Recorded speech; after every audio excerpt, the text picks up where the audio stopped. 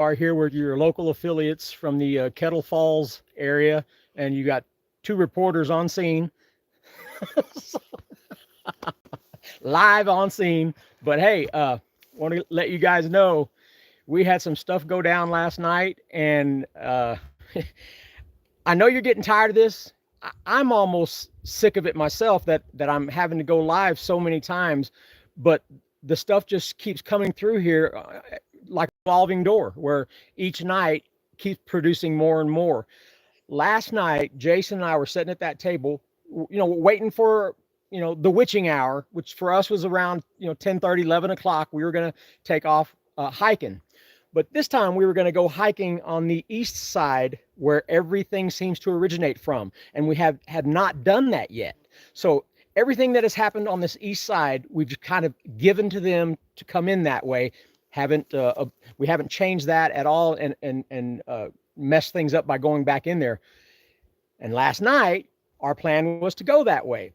We're sitting at the table chit-chatting, and I was able to capture this audio because I had an audio recorder on the table going. You hear a wail, like just a baby cry type wail, and we both just shut up and looked at each other. And he goes, I mean, I said I heard that, because I could tell he was looking at me like, did you hear that? And I said I heard that. When I isolated it today and listened to it, you can hear a crunching break after the wail, and it sounded like a child, just a very, very delicate moan or wail. And the direction that it came from, and it sounded like about the same distance, is where we found that nesting, where Jason found that nesting area where something was thrown to him that first night he went in. Now, we didn't even know where that spot was until the next day, looking at the thermal drone video where he was at when he was trying to get the drone to look up under these trees, because that's where something got thrown at him. And then when we went back and watched that video, you could almost see a heat signature up in that foliage. So with that information, we went back there, found this perfect little bowl-shaped nesting area up on the side of the hill with a high little berm on the lower side, which would give something the perfect visibility and the hiding ability on the side of that hill looking down on that trail. Now, this is a trail this is an area that Jason has been at forever. So that trail he has walked a million times, 5 miles back. So he knows every turn and corner of this trail. So we go in there last night, and we even had a conversation where we said, wouldn't it be crazy if we go back there and there's one in that little nesting area that we just discovered? So, and this is all on video. I got my thermal video going. I had a night vision camera, cop camera going, and we're strolling back there. And when we get to that spot where on the drone video, he was going like that up into the trees, that's where we stopped. And I turned my thermal on, and there was a head poking up out of that little nest bowl up there on the side of the hill, just blaring white heat head looking down at us. And you could just see the excitement where I was like, holy crap, we got one. It's right there. And just like we said, wouldn't it be weird if it was that nest? Seems to be a comfort zone or a place that's used over and over again. That's where we can learn our lessons. So here later, Jason and I are going to go scour that area for hares, because it's now two opportunities in a few days where it seems like that spot is being used. The thermal drone caught it, and we caught it with our own thermal walking down there. That means there's a good chance that that's its normal spot for watching the trail, no matter what's on the trail, even if it's just watching for animals. So there's a good chance we go in there with his equipment and can really scour for hares. We're also going to leave a log recorder there and give it a night and see if we pick up anything going on there, given the fact that we heard the moan in about that area when we were sitting in the chairs. So if that's where they're hanging out, it would be nice to get audio very close to where they're at. Do we have the opportunity to catch some vocalization between two youngsters? Yes. Is it likely? No. You guys know the drill. Very difficult. We have to go with our experiences and things that happen and hope for the best. But the chances are good. The chances are really good, given the fact of what's been going on here day after day after day. And I just got to tell you, when you see the video put together about this, he had a thermal camera in his hand, and so he was watching it in a red heat, and you could just see the intensity. And there it is. And he saw something that I didn't, because we were standing, some ways apart, and I was looking with my thermal, but he saw it make a specific move when it was being evasive, because I did walk towards it. And as it was kind of staying low and escaping uphill, he saw it do something that only he can explain. But if you want to, just kind of go from when we were walking in back there and just the beginning and what you saw. Well, you covered it. So what I had is the ability to see in red instead of white heat. And I zoomed in to about 10 power, and it made this slow, evasive turn, almost as if it was reaching and pulling itself around something as it was ducking in red heat. Now, this is my first time using this unit, so I didn't get it on, wasn't able to record it. However, it was deliberately moving itself around and ducking down. And we both saw a round head on a torso. He saw it in a way where it was turning to pull itself behind a stump.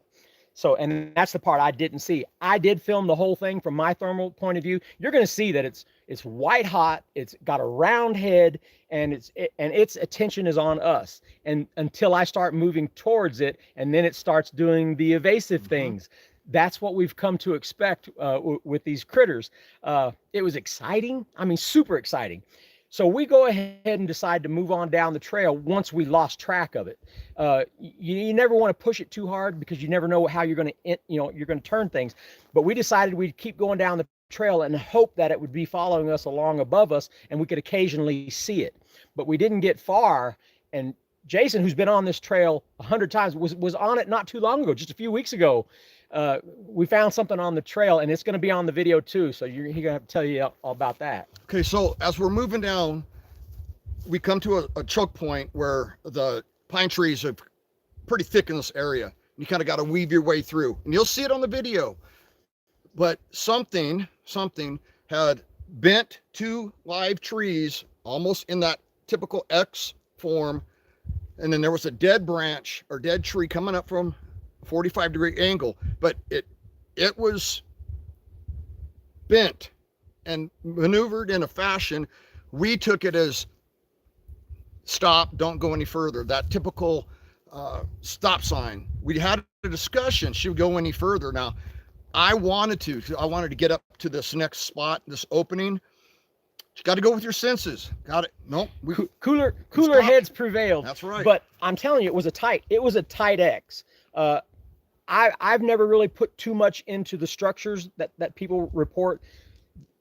This one, I'm going to change my mind because of just the fact that he was here a couple of weeks ago, has walked that trail 100 times, and all of a sudden you've got this new thing blocking the trail in a very tight configuration that he was actually trying to figure out ways to get through it. And there was a third one sliced in there that made it even difficult to step through the X. So that seems a little more deliberate to me. And so we debated it and talked about it, and certainly we could have pushed on through it and went on. Hell, we could have took a chainsaw down there and chopped it up and high-fived each other and made a spectacle out of the deal, but we didn't. We just thought, you know what, we've already gotten so much, and I kind of wanted to get back to where we saw the small one up there in the nest area. I call it a nest. It's not a nest, but I wanted to kind of get back and see if it was still in that area, since we hadn't seen it throughout the rest of that trek until we saw that X. And so there's two things. The X could be a warning. It could be natural. But the fact is, we weren't having any action that far down the trail, and I was ready to get back to where we did have action to see if we could get something going on there. But I'm telling you, this place has been so productive. This is a nice thermal. You're going to like this. I think I'm going to have to make this whole trip in about 5 different videos, because each video is going to have evidence that stands on its own. So let's just hope that later today, when we go down there, give him some time. If we can find some hairs around that bowl area, that might match what the hairs that we've already found up here by the game camera and stuff, and leave an audio log there hidden overnight. Oh, the potential for that is off the charts. If we can find where their sweet spot is, where they're hanging out and free to talk amongst themselves, wouldn't you like to catch that? Also, tonight we have 2 different roads, logging roads, that we can walk in. Now we're on a ridge. We're on the top of a ridge. We're on the south side. Directly on the other side of us is another road. So if they figured out that we're coming in on this road or this other road, they might be hiding on the opposite side tonight. So we're going to trip it up a bit. We're going to kind of go around, like change it up from our normal pattern. But one thing Randy didn't mention is on the way back, we caught another heat signature. Only this time it was a rabbit. I call it a jackrabbit because it had extremely long ears. So what we saw earlier was not a rabbit. Not right. Hands down was not a rabbit. Two different things. Yeah, there was a couple of times on the way out to the X formation where he would see something, and of course when you see something you got to stop and figure out what it is. It happened to be either a bird or a squirrel or something up in the tree. So then you move on. But on the way back, we both saw a heat signature that turned out to be a rabbit. That happens. You're going to see deer. You're going to see all kinds of things. And the point is, we try to make sure that we get it to identify itself before we move on. But that first thing was too evasive, and it had a round head on top of shoulders. It's not a rabbit. So it was awesome, and we're going to be walking a new area tonight. This place just keeps giving. So pinch me, because I think I'm in heaven right now. So we're gonna go ahead and go, but I'm hoping we can report back tomorrow, depending on what happens tonight.